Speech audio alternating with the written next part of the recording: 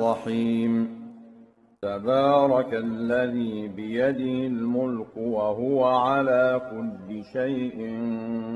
قدير الذي خلق الموت والحياة ليبلوكم أيكم أحسن عملا وهو العزيز الغفور الذي خلق 7 سماوات طباقا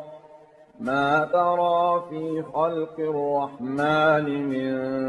تفاوت فارجع البصر هل ترى من فطور ثم ارجع البصر كرتين ينقلب إليك البصر خاسئا وهو حسير ولقد زينا السماء الدنيا بمصابيح وجعلناها رجوما للشياطين وأعتدنا لهم عذاب السعير وللذين كفروا بربهم عذاب جهنم وبئس المصير إذا ألقوا فيها سمعوا لها شهيقا وهي تفور تكاد تميز من الغيظ كلما ألقي فيها فوج سألهم خزنتها ألم يأتكم نذير قالوا بلى قد جاءنا نذير فكذبنا وقلنا ما نزل الله من شيء إن أنتم إلا في ضلال كبير وقالوا لو كنا نسمع أو نعقل ما كنا في أصحاب السعير فاعترفوا بذنبهم فسحقا لأصحاب السعير إن الذين يخشون ربهم بالغيب لهم مغفرة وأجر كبير وأسروا قولكم أو اجهروا به إنه عليم بذات الصدور ألا يعلم من خلق وهو اللطيف الخبير هو الذي جعل لكم الأرض ذلولا فامشوا في مناكبها وكلوا من رزقه وإليه النشور أأمنتم من في السماء أن يخسف بكم الأرض فإذا هي تمور أم أمنتم من في السماء أن يرسل عليكم حاصبا فستعلمون كيف نذير ولقد كذب الذين من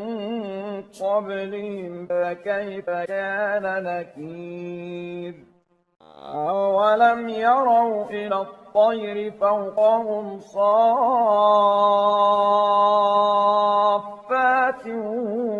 ويقبضن ما يمسكهن إلا الرحمن إنه بكل شيء بصير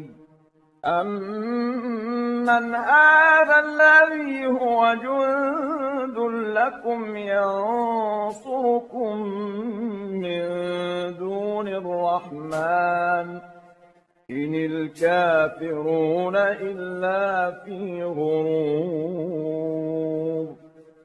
أَمَّنْ هَٰذَا الَّذِي يَرْزُقُكُمْ إِنْ أَمْسَكَ رِزْقَهُ ۚ بَل لَّجُّوا فِي عُتُوٍّ وَنُفُورٍ أَفَمَن يَمْشِي مُكِبًّا عَلَىٰ وَجْهِهِ أَهْدَىٰ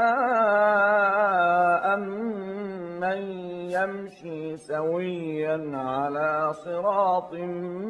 مُّسْتَقِيمٍ قُلْ هُوَ الَّذِي